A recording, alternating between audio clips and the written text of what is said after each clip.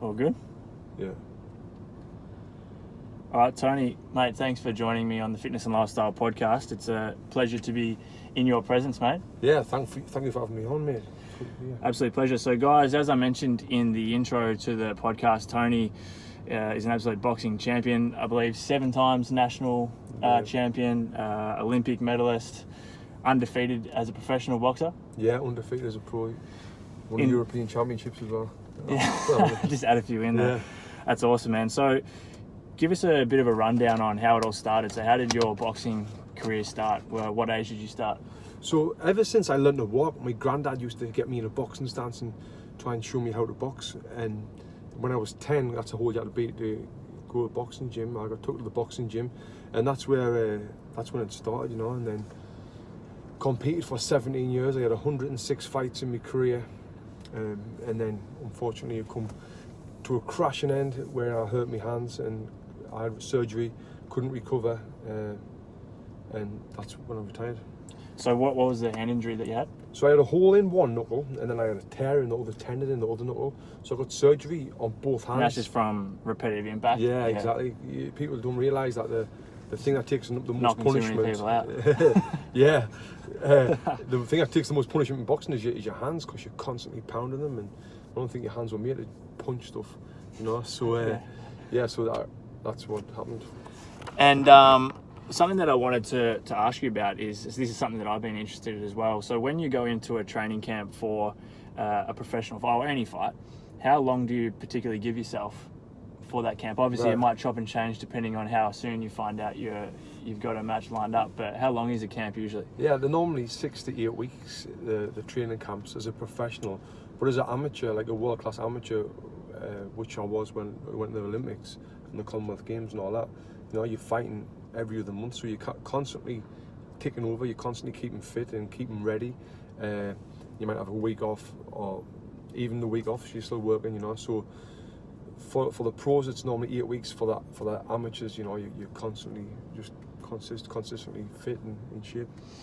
And what was your least favourite part about a training camp? Like, do you enjoy the training side of things, or do you just enjoy the fighting, or is there bits where you just absolutely dread turning up to training, or what was your mindset around that?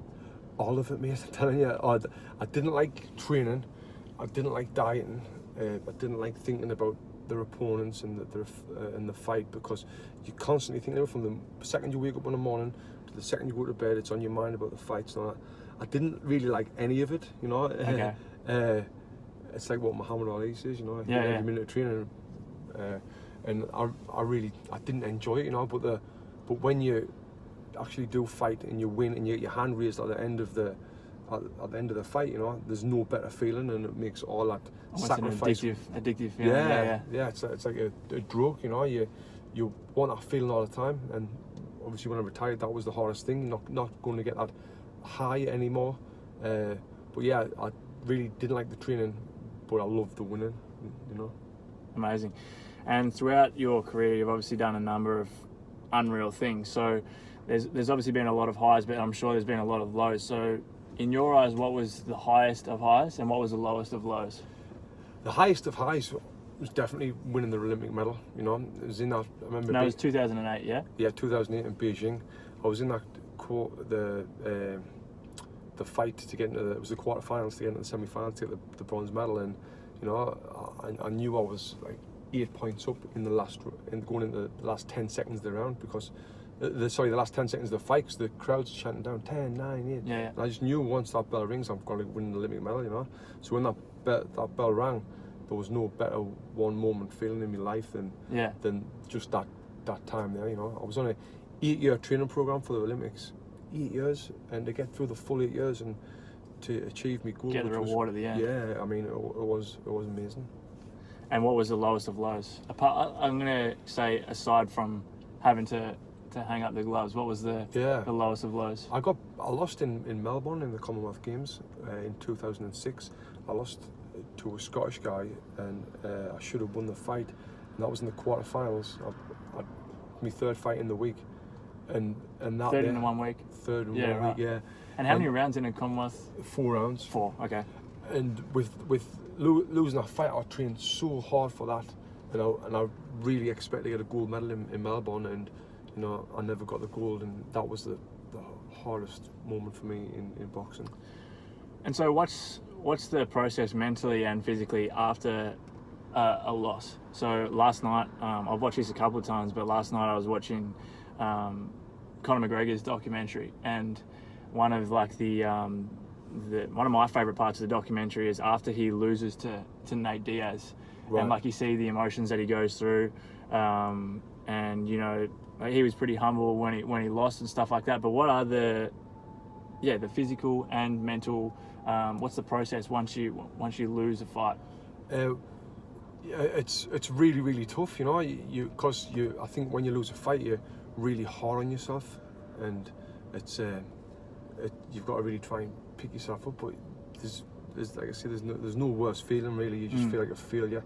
You've put everything in for the 8 weeks or however long it may be for this one moment, and then not to get your hand raised. It's horrible. Yeah. It really is. And it takes some getting over. It normally takes you to fight again and win to be able to get over exactly, that.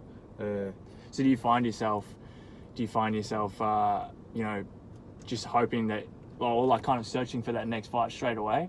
And are you the type of person that would be back in the gym, you know, a couple of days later, getting back into the swing of things and figuring out what you need to do to improve to win that next one? Yeah. Nah, you know, when I've lost fights in the past,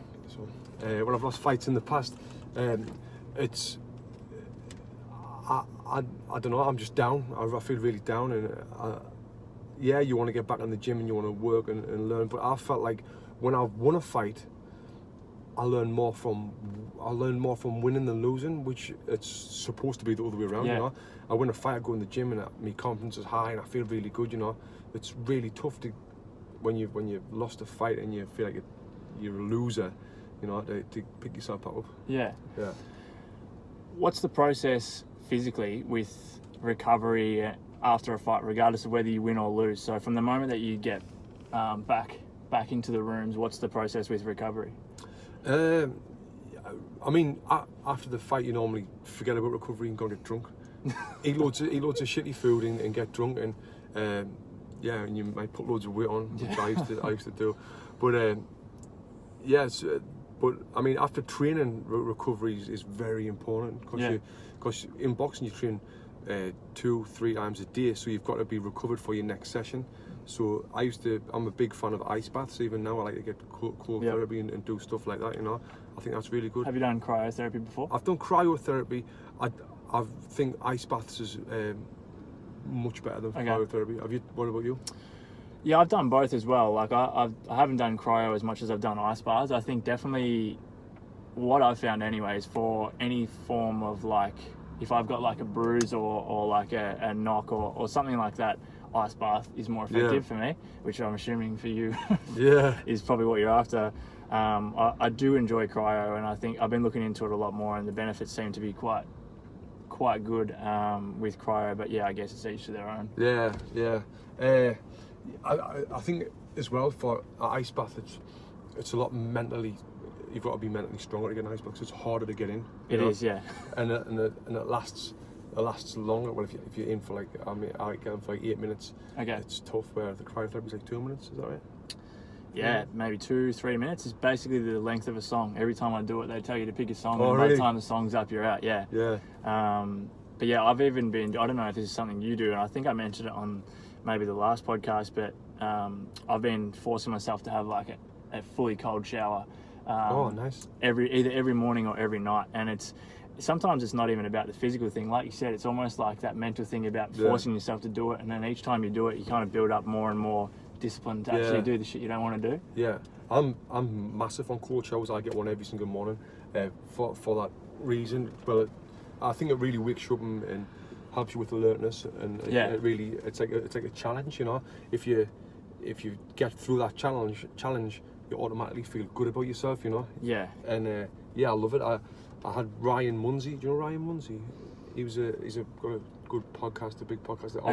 On my podcast now, and I asked him like, because he's always talking about biohacking and that stuff. What's a biohack for when you're feeling down and you're really low? is to get a cold shower. Okay. For that reason, where it helps you mentally and you get past that challenge. Yeah. And it really does.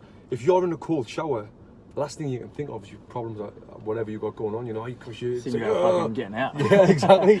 So it clears your mind. It's kind of like a form of meditation in a way where you clear your mind from everything else. Yeah. So I'm a massive fan of cold showers. Yeah. When you are minutes or just moments from entering the ring before a fight, let's say a professional fight, especially something like the Olympics, what's going through your brain? Like, what's the process? Yeah. What's the thought process? You know, you think about, it's a pretty vulnerable moment when you're going into in the changing rooms with your trainer before the fight, because your trainer is the one person you trust the most, and it's kind of on him to give you the right the right advice and words to make you feel good, you know. Yeah. But you're thinking like about the hard work you've done, everything you've went through and put your body through, and thinking about your game plan and what you're going to do. And it always pops into your head, what the fuck am I doing this for? Why am I doing this? This is the last time I'm doing this. Yeah. And I was just with a really high profile fighter, a really accomplished fighter last week, Stephen Smith, and he said the same. Even now, like he even thinks like, why the fuck am I doing this? And then it comes into your head, then it goes. You know? Yeah. Because, I mean, you're about to get in the ring in front of thousands of people and have a fight. You know, why the hell are you doing this? Yeah. But yeah, that goes, and then you feel good about yourself, and then I just used to think like, I'm gonna hurt this guy. I really am. But as well, I was thinking, I can't get hit with this punch. If I'm fighting a guy who's got a great left hook with the body, that's in the back of my mind. I'm not gonna get hit with that one punch, you know. Yeah, and I'm assuming this is just kind of fight by fight, but what's the saying is everyone's got a plan until they get punched in the face. Yeah. So what is that a hard thing to get over? Like, you obviously go into a fight, you know your opponent probably in and out by the time you get in the ring with them, and you've got a plan of attack, and then you do cop one to the chin, or one kind of dazes you a bit.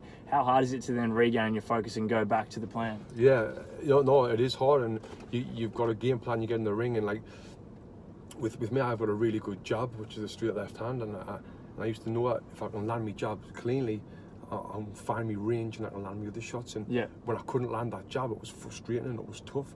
And it's really hard to change your game plan up when you're in the ring. Like if you can't land these punches, but it's something with experience. You know, like I said, 106 fights. I've got a lot of experience. When you're in there, you just change the game plan without really thinking about it. Yeah. And it's funny that so Mike Tyson is saying what you're saying. Like, everyone's got a plan until they get punched in the face. If you get a punch in the face of Mike Tyson, it's going to be a little bit different, you know. But as a boxer, probably not much thinking going on after. No, right, exactly. But as a boxer, you get used to getting punched in the face. Like now, if you put a glove on and punch me in the face, I wouldn't really feel it. But if I put one on and just punched you in the face, I don't know if you've been punched in the face before. I'll take your word for it, but yeah. But you're like, oh fuck, that hurt. Yeah. But for a boxer, you kind of get conditioned to it. Yeah. You know. Yeah. So a lot of big athletes, even like performers and people that speak in front of, you know, lots of people, and I guess professionals in their field that do get nervous before events, say that as soon as they're on stage, or as soon as that whistle blows, or as soon as the bell rings in the ring, all that nerves just goes. And as soon as you throw that first punch, it's just, you know, you've tunnel vision and you're in. Is that what you were like when you were in the ring? Were you much of a nervous fighter, or did you just kind of get on with the job? I mean, I got a little bit nervous and all that. It was when you're sitting getting your hands wrapped, that's when the nerves used to kick in, but then they'd go. But then, yeah, it's funny, isn't it? When you're in the ring or when you're on stage or whenever you do, the nerves go. I wonder why that is. Why is it? It's probably because you can't think of anything else. You've got to be focused, right? Think about your you're in it right then, so maybe that's what it is. I think it's that manifestation of you think you're like building up that much hype around what you're about to do, that you're kind of talking yourself into being nervous, when in actual fact it's, especially if you're someone that speaks, or yourself at box, or someone that's a professional athlete, you do this shit day in, day out, you know, like the back of your hand. So in the end of the day, you're going up there to do something that you do every single day. The only difference is that there's people watching.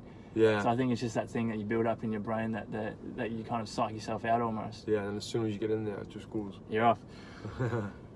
This is going to benefit myself, but I'm sure it's going to benefit a lot of people listening and watching as well. For the average Joe who just likes to do a boxing class, or maybe does a bit of sparring even, or just is into their boxing, What are some tips that you can give to help improve Improve the boxing? Yeah, all round, like nothing in particular, but even whether it's breathing, foot position, hands, whatever.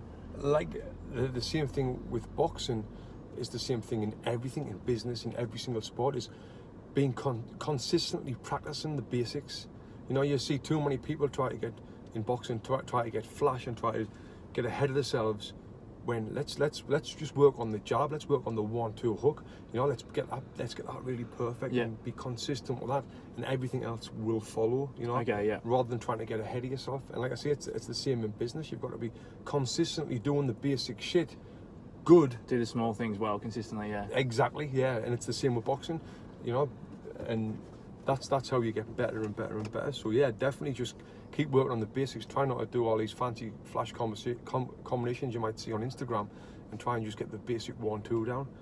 And you've got a good, I was actually looking through some of the videos on your YouTube the last couple of days, so I'll make sure I put the link, and you've obviously got your podcast and everything as well, so I'll put the link to those in the show notes and in the YouTube notes as well, guys. But the next question I had was around nutrition. So something that I obviously talk about a lot on the show is nutrition, the importance of a well-balanced diet, but also fueling your body for performance and recovery. So when you were fighting, what was your what did you gravitate towards in terms of your approach to food? Yeah, I used to, let me start off by saying this, like, I really don't envy nutritionists, because there's a lot of different opinions on nutrition, and there's a lot of arguments for nutrition, you know, with different diets coming and going all the time, you know, so I don't envy you being involved with that. But yeah, in boxing it was just eating clean was basically lots of veg, lots of chicken, chicken breasts and all that, with the oatmeal in the morning for the breakfast, you know, trying to keep off the sugars and drinking a shit ton of water, you know, and having a cheat meal once a week on a Saturday, you know, going having a pizza or an Indian or whatever, which again, like, now I'm hearing, so I was on a no carbs after lunch diet, you know, even when I was training, and I used to make the weight and it used to work for me, but now I'm hearing that's not the way you should have really done it, you know, with the new things that are coming up with a high fat diet. Yeah, like you said, there's just so many different approaches, and there's no one size fits all, which is good, which is a good and bad thing. It'd be awesome if you could just say to everyone, this is what you have to do, and it's going to work for every single person on the planet. But unfortunately, that's not the way it is, and what works for you may not work for me. What works for me may not work for someone else. And if you find an approach that works for you, regardless of whether someone says it's the best approach or not, then there's no real reason to change it. But you're right, there are so many different ways to approach it these days. And this was like 8 years ago since I retired. I know in the last 8 years how much has it changed. Like I never even thought about putting butter in my coffee, you know, and I do it all the time now. Yeah, okay. and you know, people's got different views on that. What do you think about that? I'm not a large fan. So my approach to nutrition is basically a flexible approach. So I believe in roughly knowing your numbers, like you would with business, like you would with anything. You fuel your body like it's a car. Give yourself good quality fuel. I think there's flexibility needs to be a part of it. So if you're someone that's saying, all right, I really like ice cream, but I'm not meant to eat ice cream, so I'm not going to. Eventually, you're going to eat it and you're going to binge on it. So my opinion is keep a small amount in there as long as it works with your numbers, and keep everything in moderation. Because if it's not sustainable, if it's not flexible, then it's not sustainable in my approach. So I think 90% of your intake should be coming from nutrient-dense whole foods. I think protein is extremely important, but when it comes to the ratio of carbs and fats, I don't think it's as important as people think it is. Like butter in your coffee, like if you enjoy butter in your coffee and there's obviously some health benefits to it, then like go for it. Right. But in my opinion, I wouldn't do it just because I see it as, one, I can't imagine liking the taste of it, and two, You've never tried it? I've never tried it. I think two, it's almost like, in my eyes, it's almost like just a way, like you're just making a drink that's very low calorie, a very high calorie drink by adding butter to it. But like I said, there's different methods that work for different people, and there are pros and cons to everything. You can type in on Google today, 6 reasons why butter in your coffee is good, or 6 reasons why butter in your coffee is shit, and you're going to get a shitload of answers for both. So in the end of the day, it comes down to personal preference. But it's interesting, isn't it? What's the best one food in the world? Best food. Yeah, one piece of food or fruit or veg or whatever it would be. You can only pick one. Only pick one. I'm gonna have to go with. My vegans and vegetarians aren't gonna like this, but I'm gonna have to go with a steak. Right. A lean red meat. Lean Really? red meat. Amino acids, protein. But this is kind of just goes on to what I was saying before. Like I don't necessarily look at, like, put it this way. There's no foods that will make you lose fat, and there's no foods that will make you gain weight. If you have too much food, you will gain weight. Yeah. If you eat less food, then your body is burning, then you will lose weight. It's as kind of simple as that. So when people come to me and say, "What should I eat? I want to lose fat," or "What should I avoid?" I say, eat the foods that you enjoy, but this is the intake you need to work with. Right. And if you're in that range, then I guarantee you'll see results. And for them, it's kind of like, this is good because I don't feel like I'm restricted. I don't feel like I'm like on a diet. I think if you're on a diet, you're going to come off a diet. Yeah. So my approach is to lifestyle. basically just change the amounts that I'm eating depending on what my goal is. If I want to get bigger, then I'll eat more of the stuff that I usually eat. If I want to lose fat, I'll eat less of that stuff. So that's my approach. And like I said, it could be different for you. It could be different for everyone. But if it's not sustainable, then you're just not going to stick to it in the long term. I just find, if you're following an approach that you don't think that you could do for the rest of your life, then what's the point? Yeah, no, that makes a lot of sense. People are always looking for quick fixes. That's the problem. I know, right? Like me, burn more calories than you intake, and then you lose weight, right? Yeah, in theory, that's and in the end of the day, there's no two ways about it. That's how the body works, and obviously there's other factors that come into play, like your hormone levels and your stress. And if you're feeding your body with shit food, regardless of whether you're taking in less than you're burning, you're going to sleep like shit, perform like shit, your hormones are going to be out of whack. So that's where I'm really big on what I call the 90-10 rule. So I think that 90% of your food should always be coming from nutrient-dense, whole, like clean fruits, whereas that 10% could be for a glass of wine with dinner if that's what you enjoy, or back home, go and catch up with a few mates and grab a few beers or whatever it may be. Because for me, that's going to be something that I know I can do for the rest of my life, rather than someone telling me or me telling you need to eat this. I give you a plan, you follow this, and then as soon as you go off that, in your mind you're like, I've fucked up. Yeah. Or if you go off it, you're not on the diet anymore. So I just don't think that's a. No, that makes sense. Approach, yeah, you want to be able to stick to it and not keep going up and down, you know. Exactly, it's a yo-yo effect otherwise, isn't it? Yeah. It's odd, isn't it? Well, that's for me. Yeah. All right, let's get back to talking about some boxing stuff. So, when you were growing up, you obviously started boxing at an early age. Was there anyone that you looked up to as a boxer? Was there someone that you kind of really idolized or tried to emulate your boxing style? Not really. Like you mentioned earlier on, Roy Jones. I used to love watching Roy Jones. He was my favourite. If you guys haven't watched Roy Jones highlights on YouTube, then soon make sure you finish listening to this and watching this, and then go and watch that. Yeah, Roy Jones is amazing. I loved him, but there was no one I used to really look up to, or like heroes or idolise as a fighter. No, not really. And I want to tell you the truth, I didn't really like it. Didn't really like to watch it. I used to be in tournaments, and I was big for my age, so I was always the last one on. Okay. Or like say in the schoolboy championships, I'd be the last fight on, and there'd be 60 fights. I'd be sitting there watching 60 fights. I don't want to watch any more fights. You know what I mean?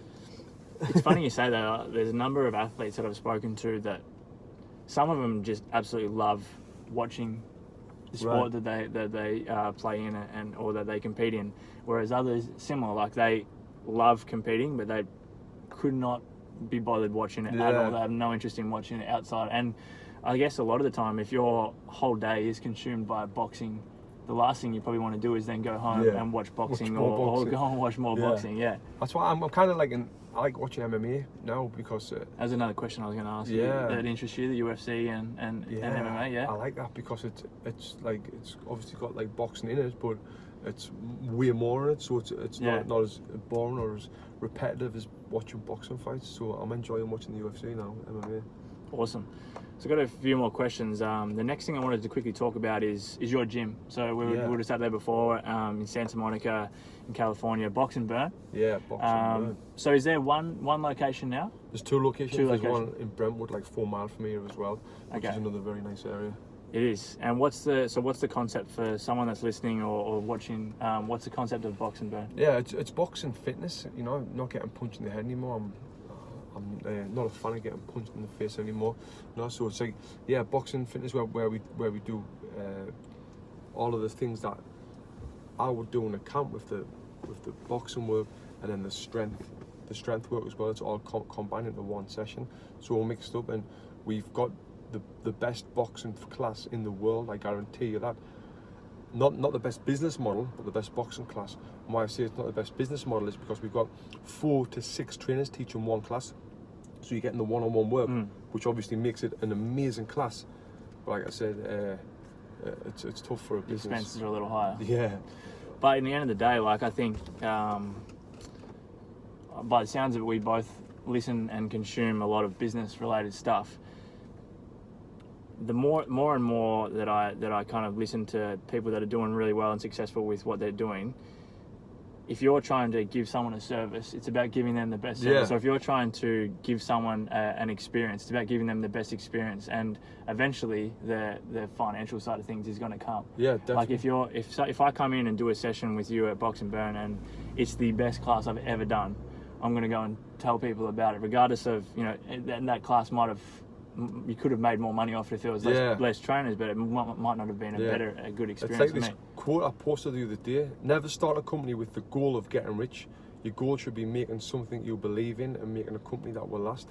You know, 100%. And that's it. We never come into this me and my business partner Kevin Watson. We never come into this to get rich. We were doing it for donations only when we first started at the beach. We weren't making any money, but then we created something that we love and we think it's lasting. It's going to be, and like I say, it's the best.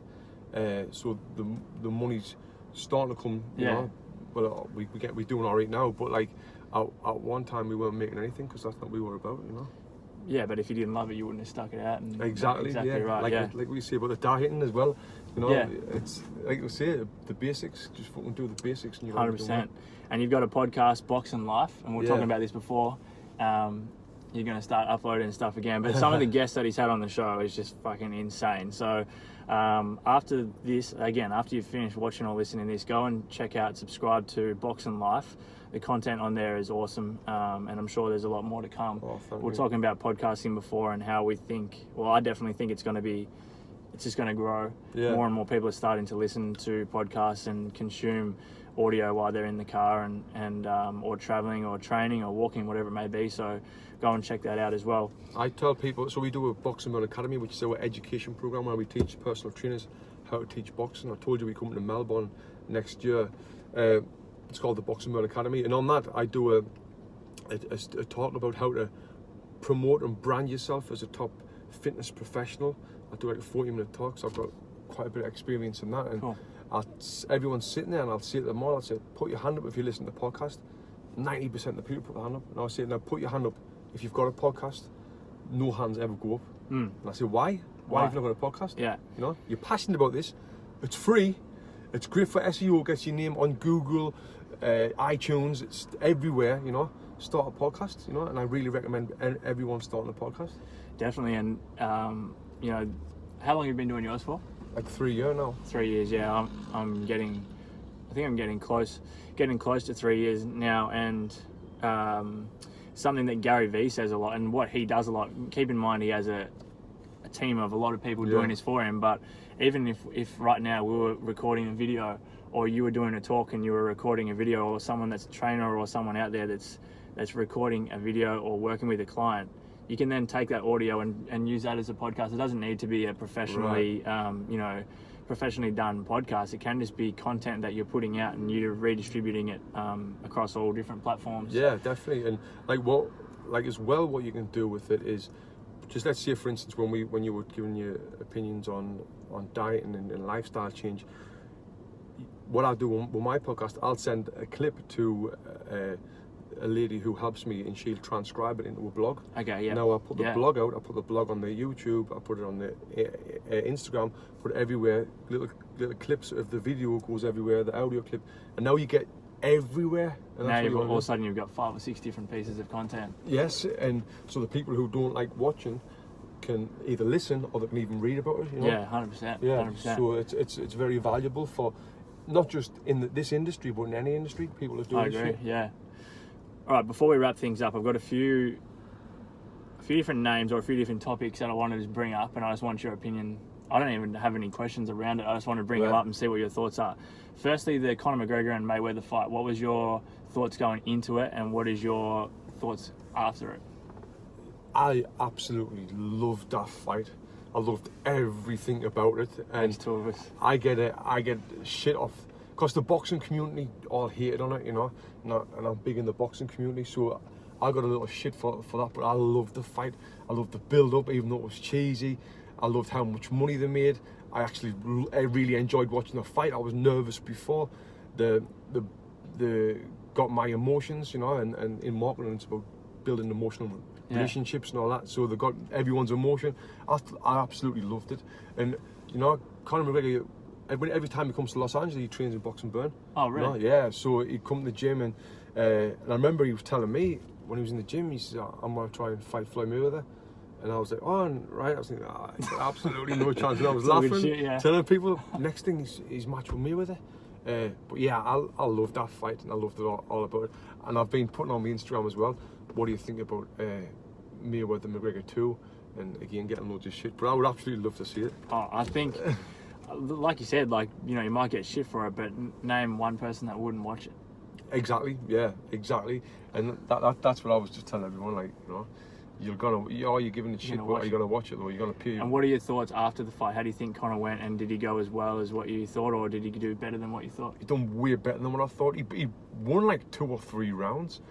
I would almost say 4. Is that what it was? I thought, I'm not definitely, you know, more than me, obviously, but going off what I've read after it and watching the fight myself, it just seemed like he won the first 4 rounds. Yeah, and I was like, what? I couldn't believe it. I was gobsmacked. Wow, he's winning these rounds. And yeah, I thought he did really well, and he hit Mayweather with an uppercut. Like I was like, wow. But the thing is, right, with when you turn professional, like MMA is a different sport. In boxing, when you turn professional, you start off, you might have 2 4-round fights, then you move up to 6-round fights, then you move up to 8 rounds, then 10 rounds. By the time you're fighting 12 rounds, you've had 16 to 20 fights, right? This is his first fight. That's why he got so tired, you know. He did amazing. He did absolutely amazing. Unreal. And, you know, going off what we spoke before about people tuning in to watch a fight, this is one from left field, but did you watch any, or did you see any of this stuff around Logan Paul versus KSI, the 2 YouTubers that had a fight? I mean, like the numbers the numbers from what I've read, it's fucking good. Oh, amazing. In terms of people like buying the fight, and you know, the early rounds, like you said, they gassed out relatively quickly, but the early rounds, like Logan Paul didn't look too bad. Yeah. And that's his first fight. Yeah, I didn't watch the fight. I watched the full build up to that fight again, and I absolutely love it. I love shit like that. These are 2 millionaires, right? Yeah. And they don't have to do this, and they're getting on, and they're putting their reputation on the line for nothing.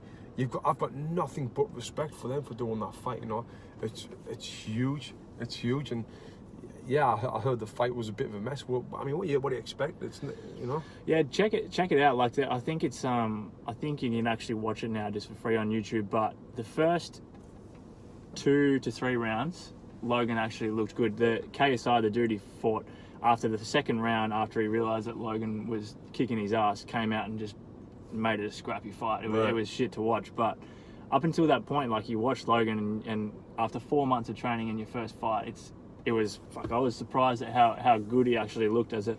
And I think they're planning a rematch in LA. You might have to get Logan in to come train at your gym. He follows me on Twitter, so I tweeted him and asked if he wanted help with his training camp, but he never replied. I would love to train him just because of the publicity that shit brings, you know. Oh, fucking massive, definitely. And then the last one I want to bring up, and we spoke about him before, is Brendan Schaub. Yeah. So those that listen to my podcast or follow me on Instagram know how much I love stand-up comedy, and one of my favourite podcasts is The Fighter and the Kid. And one of the hosts, Brendan Schaub, used to be a UFC fighter, and Tony was his striking coach. So what was he like to train? You mentioned that he still comes into the gym every second day or so, and he's one of your best friends now. Yeah, Brendan's great, and it was great to train him. You know, that's what got me into being a fan of MMA. We had a mutual friend called Tom Watson who was in the UFC. He was sponsored by the same Lonsdale, the same company as me. and Tom introduced me to Brendan, and Brendan did a session and he loved it and he wanted to bring me on. So we worked together, we became very good friends, and I started studying UFC and MMA, and yeah, I was with him for his last 3 fights. He won the first one, he got ripped off his second one, and then the last one was a disaster against what's he called? Ronda Rousey's boyfriend now, Travis Brown. Yeah, it was a disaster.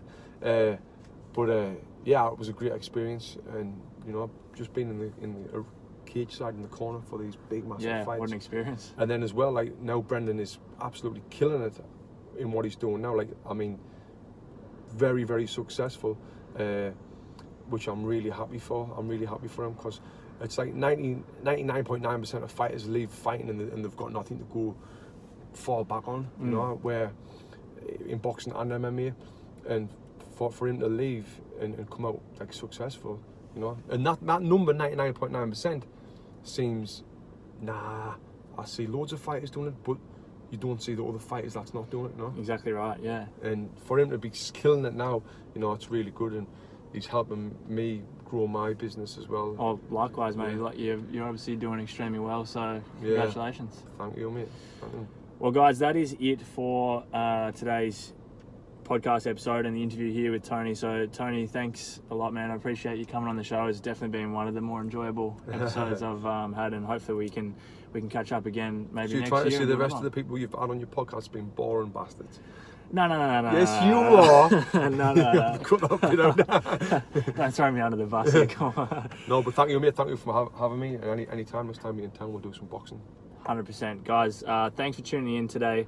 Do me a couple favors. Make sure you visit those links in the show notes below. Go and give Tony a follow on Instagram.